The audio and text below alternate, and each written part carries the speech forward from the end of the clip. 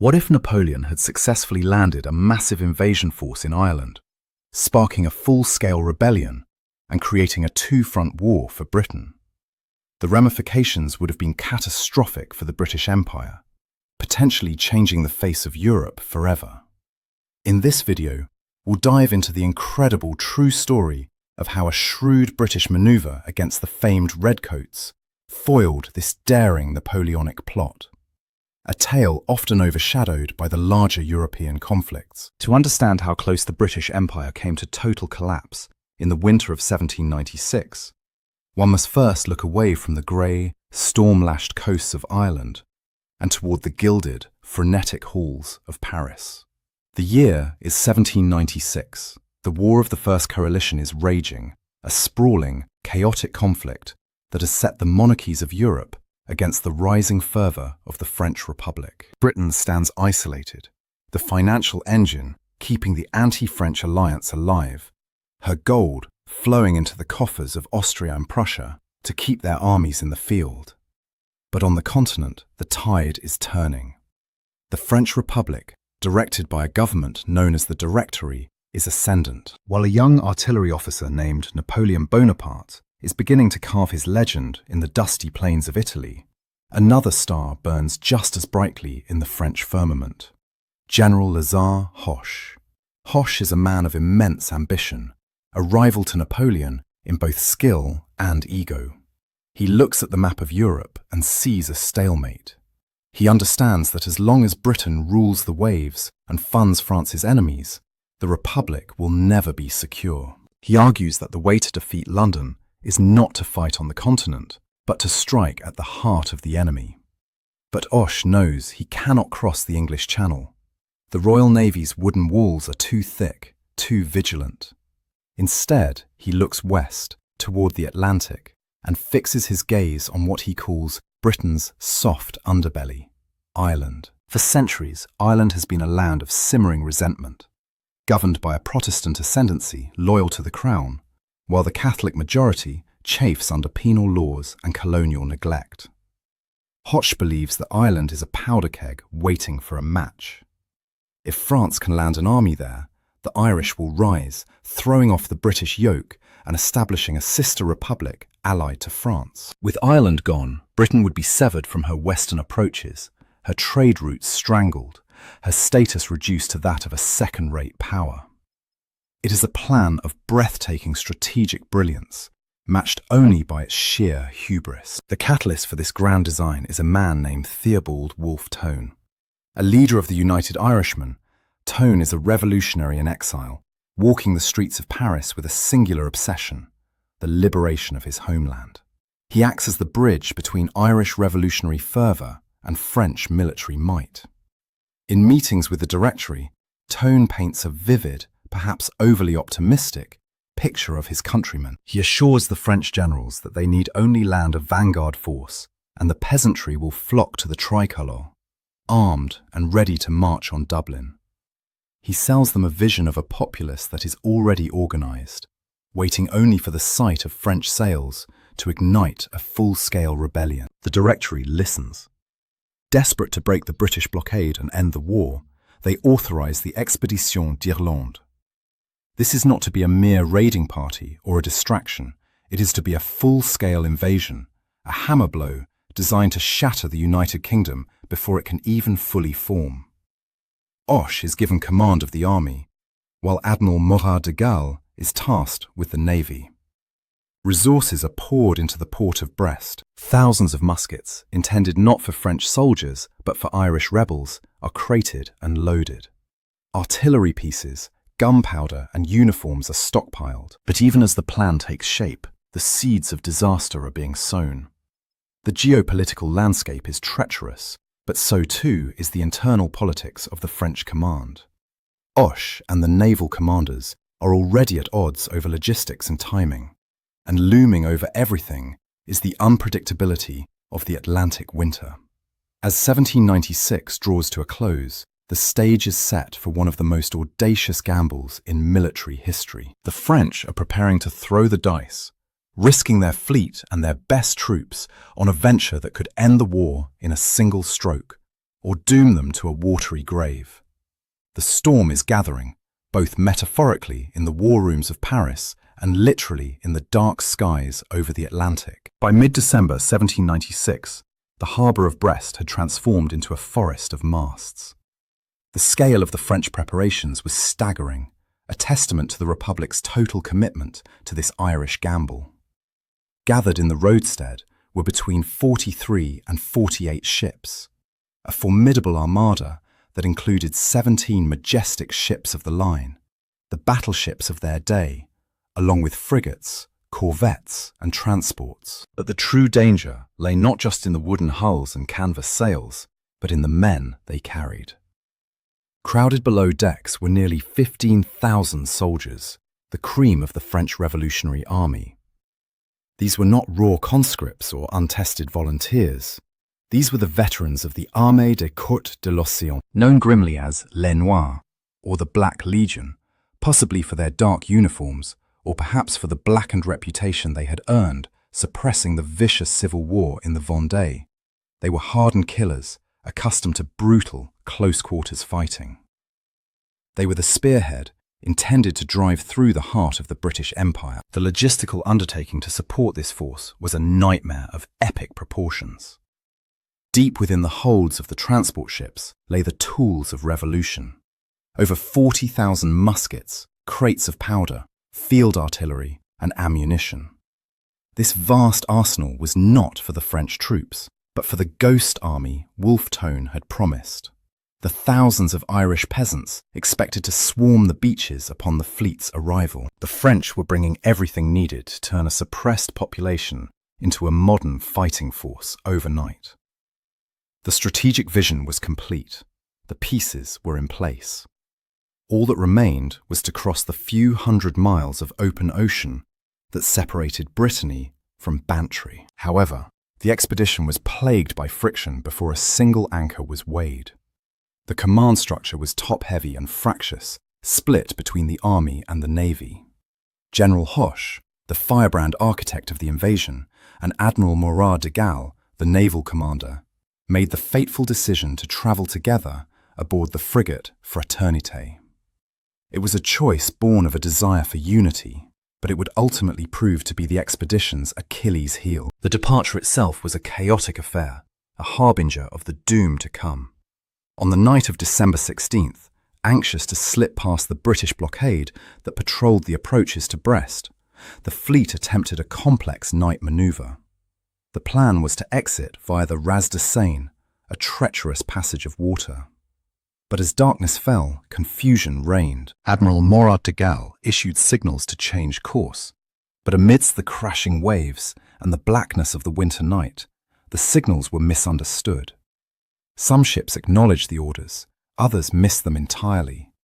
Rockets flared in the dark sky and signal guns boomed, but rather than coordinating the fleet, they served only to alert the British watchers and sow disorder among the French captains. In the ensuing bedlam, the fleet fractured. Ships collided in the gloom and the formation disintegrated.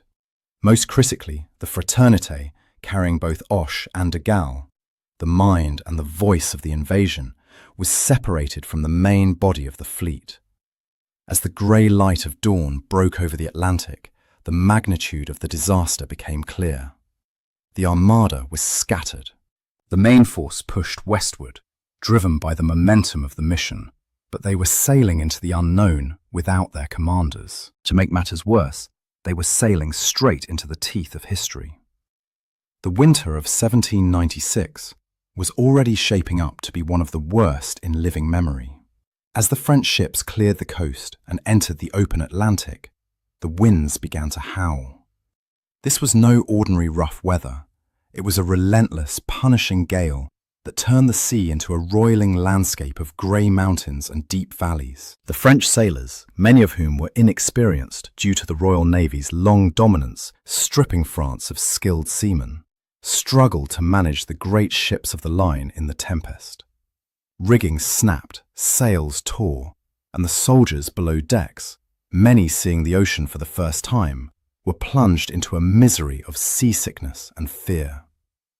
The fleet was moving, but it was a headless beast, thrashing blindly into a storm that seemed to have been conjured by the British themselves. While the French fleet battled the rising Atlantic gales, the British establishment remained dangerously unaware of the knife poised at its throat.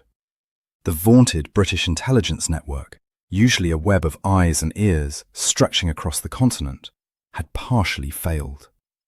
Spies within the French Republic had sent frantic dispatches to London for weeks, warning of a massive build-up of troops and ships in Brest. They knew the numbers, the thousands of Black Legion veterans, the mountain of munitions, the gathering of the fleet.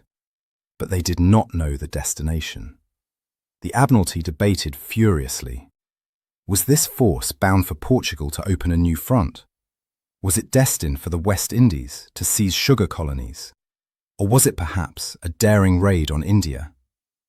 Ireland, the true target, was considered a possibility, but few believed the French would risk a winter crossing of the Celtic Sea. This ambiguity paralysed the British strategic response, leaving the Royal Navy dispersed and waiting for a sign. That sign came from one of the most legendary figures in British naval history, Sir Edward Pellew. Commanding the frigate HMS Indefatigable, Pellew was patrolling the dangerous waters off the Brest Peninsula, a solitary sentinel tasked with watching the caged French beast. On that fateful December evening, through the gloom and the mist, Pellew's lookout spotted the impossible, the entire French fleet emerging from the harbour mouth. He watched as 44 ships spilled out into the open ocean. Pellew, outnumbered 40-1, knew he could not engage the enemy directly. Instead, he chose a tactic of supreme audacity. As night fell and the French attempted their complex manoeuvres to clear the Ras de Seine, Pellew sailed the Indefatigable right into the centre of the enemy formation. In the pitch blackness, amidst the howling wind, he began a campaign of chaos. He ordered his gunners to fire random cannon volleys and his crew to burn blue signal lights and launch rockets. To the nervous French captains, struggling to see their own flagship's signals, Pellew's phantom lights were indistinguishable from their own admiral's commands. He sowed confusion and panic, forcing French ships to veer off course, collide, or scatter to avoid perceived dangers.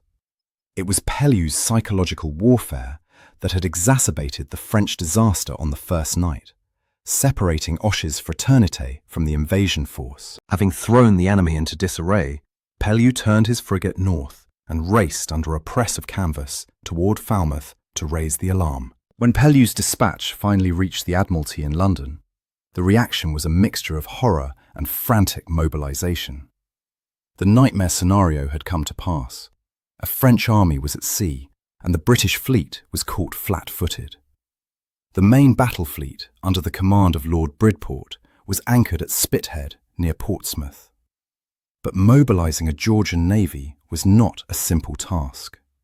Ships had to be victualled, crews had to be recalled from shore leave, and orders had to be distributed. Worse still, the very winds that were battering the French in the Atlantic were effectively locking the British fleet in port. The strong easterly gales pinned Lord Bridport's massive ships of the line against the coast, preventing them from sailing down the channel to intercept. It was a maddening paradox. The weather was destroying the French cohesion, yet simultaneously paralysing the British pursuit. For days, the Royal Navy, the undisputed masters of the sea, could do nothing but watch the weather vanes and wait. Meanwhile, on the ground in Ireland, the situation was equally precarious. General Dalrymple, commanding the British forces in the south, began to receive fragmented reports of strange sails on the horizon. Unlike the panicked administration in Dublin Castle, Dalrymple had kept his forces on high alert. He began to shift his pieces on the board, mobilizing a diverse defensive force. This was not just a mesmerizing array of redcoats. It was a patchwork army of regulars, fencibles, regiments raised for local defense, and the yeomanry, a volunteer cavalry force composed largely of the Protestant gentry. They were outnumbered by the approaching French armada, and they were stretched thin across the rugged coastline. But as the intelligence picture cleared, Dalrymple realized the French were not heading for the major ports of Cork or Limerick, but for the wild, indefensible bays of the southwest. The race was on. The Royal Navy was chasing a ghost fleet across the ocean, while on land, the Redcoats scrambled to meet the greatest threat to British sovereignty since the Spanish Armada. On December 21st, 1796, the jagged, mist-shrouded coastline of southwest Ireland finally emerged from the grey horizon. The French fleet, battered and reduced in number, had reached its destination, Bantry Bay. It is a spectacular natural harbour, a deep inlet carved into the rugged mountains of County Cork, capable of sheltering the largest navies in the world. As the French ships dropped anchor in the calmer waters near the mouth of the bay, a palpable sense of relief washed over the thousands of soldiers cramped below decks. They had survived the British blockade and the Atlantic storms. The prize, Ireland, lay before them, silent and seemingly defenceless. The hillsides were not bristling with cannon. The beaches were not lined with redcoats. The element of surprise had been achieved, but as the initial euphoria faded, a chilling realization settled over the fleet. The Fraternité was nowhere to be seen. General Osh, the charismatic soul of the expedition, and Admiral Morat de Galle, the naval authority, were missing. In their absence, command of the army fell to General Emmanuel de Grouchy. Grouchy was a competent officer, an aristocrat who had embraced the revolution, but he was not a gambler. He was a man who followed orders, and now, staring at the empty Irish shore, he found himself without any. The situation demanded immediate action. The fleet still possessed nearly 6,000 combat-ready veterans and ample artillery. Had Osh been present, he likely would have ordered an immediate landing, storming the beaches before the British could react. But Grouchy hesitated. He peered through his spyglass at the horizon, praying for the sails of the Fraternité to appear. He debated with his fellow officers, paralyzed by the fear of landing his army, only to be abandoned by the fleet if the admiral never arrived. For hours, and then days, the French Armada sat idly in the mouth of the bay, a terrifying potentiality that refused to become a kinetic reality. While Grouchy dithered, the weather turned. The Atlantic, having toyed with the fleet during the crossing, now unleashed its full fury. A biting wind began to blow from the east, directly off the land and into the faces of the French. In Ireland, this phenomenon would later be dubbed the Protestant wind, a providential gale that seemed to protect the British establishment.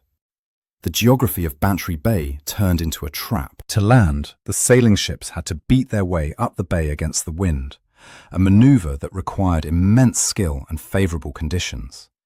They had neither. Aboard the Indomitable, Theobald Wolfe Tone watched his dreams disintegrate in slow motion. He paced the deck in a fury, recording in his diary the agonizing proximity of his goal. He noted with bitter irony that they were close enough to toss a biscuit onto the shore, yet they could not land a single soldier.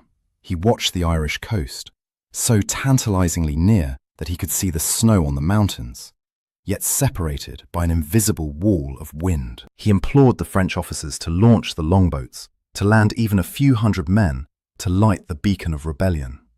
But the naval captains refused, citing the monstrous swell that would smash the small boats to kindling. Conditions aboard the ships rapidly deteriorated. The gale grew into a tempest. The ships, anchored in the exposed mouth of the bay, pitched and rolled violently. Cables snapped under the strain, and anchors dragged along the seabed, threatening to drift the vessels onto the merciless rocks of the Beara Peninsula. Collisions became frequent in the tight anchorage. Sickness ran rampant among the troops, who had been confined in the dark, reeking holds for weeks. The sound of the wind was deafening, drowning out orders and shredding the nerves of men who had faced cannon fire without flinching, but were now terrified of the sea. By Christmas, the situation was untenable. The fleet was dissolving. Ships were being blown out to sea one by one, forced to cut their cables to save themselves. There was still no sign of Osh. The British, though unseen, were undoubtedly closing in. The opportunity had passed, blown away by the relentless easterly gale. With heavy hearts and shattered morale, the decision was finally made. The invasion was aborted. The ships that remained turned their sterns to Ireland and allowed the wind to carry them back into the Atlantic, leaving behind the ghost of a rebellion that never was. The French had arrived at the gates of the British Empire, found them unlocked, but had been forced to turn back by the very air they breathed. The decision to retreat did not mark the end of the French ordeal. Rather, it signaled the beginning of a new, desperate chapter. As the fragmented armada turned its prows back toward France, they were no longer an invasion force, but a collection of fugitives limping home through hostile waters. The Atlantic, having denied them Ireland, now seemed intent on denying them survival. The storms that had pinned them in Bantry Bay intensified, scattering the ships across hundreds of miles of ocean. And now, the Royal Navy was awake. Admiral Colpoys, who had been patrolling the western approaches with a squadron of heavy ships, was now prowling the return routes. While the main British fleet, under Lord Bridport, had been trapped in port, Colpoys had been at sea, battling the same elements as the French. Though initially outmaneuvered by the French departure, his ships were now in position to intercept the stragglers. The ocean became a hunting ground. British frigates, faster and more weatherly than the waterlogged French transports, began to pick off isolated vessels. It was a chaotic, running battle fought not in grand lines of battle, but in sudden, terrifying encounters amidst towering waves and driving rain. The most dramatic of these encounters involved the tireless Sir Edward Pellew and his frigate, the Indefatigable. Having raised the alarm in England, Pellew was back on the hunt. On January 13th, he intercepted the massive French ship of the line, the Droit de l'Homme, carrying over 1,000 men. In normal conditions, a frigate would never dare engage a 74-gun battleship, but the storm neutralized the French advantage. The Droit de l'Homme could not open her lower gun ports without flooding, leaving her reliant on her upper deck guns. Pellew, joined by another frigate, the Amazon, engaged the giant in a brutal, masterful display of seamanship. For hours they danced around the lumbering French giant, raking her with cannon fire, while maneuvering through gale-force winds. The battle ended in tragedy. The French ship, battered and stripped of her masts, lost control and was driven relentlessly onto the sandbanks of Ordeon Bay in Brittany. The wreck was horrific. Over several days, hundreds of French soldiers and sailors perished in the freezing surf, agonizingly close to their own homeland. It was a grim symbol of the entire expedition, a massive accumulation of power brought to ruin by the combination of British naval skill and the unforgiving elements. Back in Brest, the arrival of the survivors was a mournful procession. Ships limped into harbour singly or in pairs, their sails in tatters, their pumps working furiously to keep them afloat. They unloaded thousands of sick, starving and demoralised troops. The Fraternité, carrying General Hoche, finally arrived days later, having spent the entire campaign sailing in circles, chasing a fleet he never found. The cost of the failure was staggering. The French had lost 12 ships and over 1,000 men drowned or dead from disease, all without fighting a single pitched battle on Irish soil. The Grand Armada, which had sailed with such hubris and hope, had been dismantled piece by piece. The threat of a Napoleonic Ireland had been washed away, not by the bayonets of the Redcoats, but by the wooden walls of the Royal Navy and the storms that guarded the British Isles. In the halls of Westminster and the drawing rooms of London, the news of the French retreat was met not with triumphalism, but with a shudder of collective terror. The British government, led by Prime Minister William Pitt the Younger, stared at the map and realised just how close the Empire had come to catastrophic failure. The narrative of British invincibility at sea had been pierced. For weeks, a massive enemy fleet had sailed British waters with impunity, anchored in a British harbour, and departed largely due to the caprice of the weather rather than the intervention of the Royal Navy.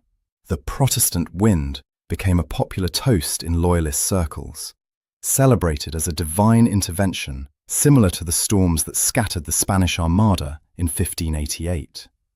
But for the cold-eyed strategists at the Admiralty and the Horse Guards, reliance on divine providence was not a strategy. The near miss at Bantry Bay fundamentally altered British military policy regarding Ireland. The soft underbelly had been exposed. It was now undeniable that the discontent of the Irish population was a strategic liability that France could, and likely would, exploit again. The response was swift and brutal. The British administration in Dublin Castle, shaken by their own unpreparedness, unleashed a wave of repression designed to break the back of the United Irishmen before another French fleet could arrive. General Gerard Lake was dispatched to the province of Ulster, the hotbed of revolutionary sentiment, with a mandate to disarm the population. What followed was a campaign of terror known as the Dragooning of Ulster. Redcoats and local yeomanry swept through the countryside, burning houses, seizing weapons, and utilising torture, including pitch-capping and half-hanging, to extract information and intimidate the peasantry. The British Army, having been spared a battle against French veterans at Bantry, now turned its full fury against its own subjects.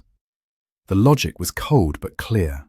If the French returned, they must find a population too terrified and broken to rise up. Across the Channel, the failure of the expedition had equally profound consequences for the trajectory of the French Republic and, indeed, European history. General Lazare Hoche, the champion of the Atlantic strategy, returned to Paris a diminished figure. His health, already fragile, began to fail rapidly, exacerbated by the stress and exposure of the voyage. He would be dead of consumption within a year, removing the most capable rival to Napoleon Bonaparte. With Hoche gone, the focus of the French war effort shifted. Napoleon, fresh from his victories in Italy, was offered command of the next proposed invasion of England, which included Ireland. He studied the lessons of Bantry Bay carefully. He saw the difficulties of naval coordination, the strength of the British blockade, and the fickleness of the Atlantic weather. Ultimately, he turned his gaze east, deciding to strike at British interests in Egypt rather than risk another disaster in the Irish Sea. Years later, in exile on St. Helena, Napoleon would rue this decision, musing that, if I had gone to Ireland instead of Egypt, the destiny of the world would have been changed. The failure at Bantry Bay effectively closed the window on a French-led liberation of Ireland, shifting the burden of rebellion squarely onto the shoulders of the Irish people themselves. The stage was set for a tragedy of isolation. The French had come and gone, leaving behind a British garrison on high alert and a revolutionary movement that was now desperate, cornered, and increasingly alone. The failure of the 1796 expedition created a vacuum that was rapidly filled with blood. For the United Irishmen, the retreat of the French fleet was a death knell for their original strategy. Wolfe Tone's vision of a disciplined liberation, supported by a professional French army and heavy artillery, had vanished into the Atlantic mist. What remained was a movement that was increasingly radicalized, disorganized, and driven by desperation. The British crackdown, spurred by the terrifying near miss at Bantry, forced the hand of the revolutionaries. They could no longer wait for the wind to change. They had to act or be annihilated. In May 1798, 18 months after the French ships turned away, the powder keg finally exploded. But it was not the orderly revolution Hoche had planned. It was a ferocious, sectarian civil war. The rebellion that swept across Leinster and Ulster was characterized by pike battles, burning villages, and atrocities committed by both sides. The British Army, now fully mobilized and reinforced, met the rebels with overwhelming force. But the ghost of 1796 still haunted the conflict. In August 1798, a second, much smaller French force under General Humbert did manage to land at Killala Bay in County Mayo. The arrival of Humbert's small force, barely 1,000 men compared to Hoche's 15,000, offered a tantalizing glimpse of what might have been. Even with this tiny force, the French veterans routed a superior British army at the races of Castle Bar, proving the superiority of French tactics and the fragility of the British militia forces. It was a stark reminder to the commanders in Dublin and London. Had Hoche landed his full army of veterans 2 years earlier, before the British defences were prepared, the Redcoats would almost certainly have been swept from the island. The victory at Castlebar, however, was a fleeting moment of glory. Without the massive support that had been available in 1796, Humbert was eventually surrounded and forced to surrender. The rebellion was crushed, leaving tens of thousands dead and the Irish countryside scarred for generations. The strategic legacy of the Bantry Bay scare went far beyond the battlefield. It fundamentally changed the physical landscape of the British coastline. The British Admiralty and government, vowed never to be caught blind again, initiated a massive program of fortification. The construction of Martello towers, squat, round fortresses capable of withstanding cannon fire, began to dot the coast, standing as stone sentinels against future invasion. A sophisticated system of optical telegraphs and signal stations was erected along the headlands, ensuring that news of any approaching fleet could be flashed to Dublin and London in hours rather than days. The intelligence failure of 1796 birthed a surveillance state that tightened the British grip on the Atlantic approaches. Yet, the deepest scar was political. The terror induced by the French fleet's presence convinced Prime Minister William Pitt that Ireland could no longer be trusted with its own parliament. The security risk was simply too high. The Protestant wind had saved them once, but a modern empire could not rely on the weather for its survival. The political momentum shifted decisively toward total integration. The failure at Bantry Bay was the death knell of the semi-independent Kingdom of Ireland. The panicked reaction of the British establishment set the machinery in motion for the Act of Union. On January 1st, 1801, the Union flag flew over Dublin Castle, incorporating the cross of St. Patrick into the design we recognise today. The Kingdom of Ireland was no more. It was now the United Kingdom of Great Britain and Ireland. This constitutional merger was the direct, delayed blast wave of the bomb that failed to detonate in Bantry Bay. The British government, terrified by the near-death experience of 1796, determined that they could never again risk an independent Irish parliament that might be swayed by revolutionary ideals or foreign intrigue. The union was a marriage not of love, but of strategic necessity, forged in the icy gales of that December winter. It was a defensive measure taken by an empire that realized just how fragile its dominance truly was. For Theobald Wolfe Tone, the architect of the great enterprise, the story ended in tragedy. Captured during the failed 1798 expedition aboard another French ship, he was brought to Dublin in chains. Denied a soldier's death by firing squad, he took his own life in his cell rather than face the hangman's noose. He died with the bitter knowledge of how close he had come. He had brought the might of the French Republic to the doorstep of his homeland, only to see it defeated by the invisible hand of nature. His legacy, however, endured, transforming him into the father of Irish republicanism, a martyr whose name would inspire generations of future rebels who sought to break the union that Hoche's failure had inadvertently created. For the British Redcoats and the Royal Navy, the legacy was one of quiet, stoic triumph. They had not defeated the French in a glorious set-piece battle like Waterloo or Trafalgar. Instead, they had endured. The sailors who manned the blockades through the endless winter nights, the intelligence agents who pieced together the puzzle of the invasion, and the soldiers who stood ready on the rainy hills of Cork had done their duty. They had proven that the defence of the realm relied as much on logistics, seamanship, and discipline as it did on courage under fire. The Redcoat era is often remembered for its scarlet lines of musketry, but 1796 proved that the Empire's true strength often lay in its ability to weather the storm, both literal and metaphorical, longer than its enemies. The Expédition d'Irlande remains one of history's greatest what-ifs. Had the winds at Bantry Bay blown from the west instead of the east, for just 24 hours, 15,000 battle-hardened French veterans would have landed. They would have marched on Cork, seized the British naval stores, and likely ignited a revolution that would have swept the island. Britain, forced to fight a desperate war on her own doorstep, would have been unable to finance the coalitions that eventually brought down Napoleon. The Duke of Wellington might never have made his name.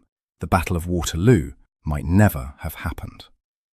The entire 19th century, the British century, hinged on the direction of a winter gale. In the end, the story of the 1796 invasion is a humbling reminder of the limits of human power. Two of the greatest military machines of the age, the French Army and the Royal Navy, were reduced to spectators by the raw power of the Atlantic. It serves as a testament to the friction of war, where the best-laid plans of generals and emperors can be undone by a misunderstood signal, a missing frigate, or a shift in the wind. The French sailed for Ireland to change the world, but they were turned back by the breath of the storm, leaving the Redcoats to guard the cliffs, watching the horizon for a threat that would never return in such force again. So, that is the story of the Bantry Bay invasion. The moment the British Empire survived by the skin of its teeth and the grace of a gale. It's a classic example of how weather has shaped history just as much as any general or king. If you enjoyed this deep dive into the Redcoat era, please demolish that like button and subscribe to British War History for more untold sagas from the 18th and 19th centuries. Thanks for watching, and I'll see you in the next one.